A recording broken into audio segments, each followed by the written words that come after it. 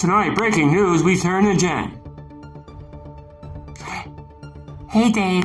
Yeah, this man was tired of getting paid in dimes, so this is what happened. Watch. Well, on tonight's story, man gets paid in dimes. His salary is $2,000, so they paid him in dimes. He got furious with it and said, no, you usually pay me in pennies.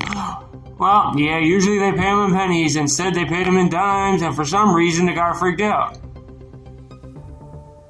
Here we have images of the dimes.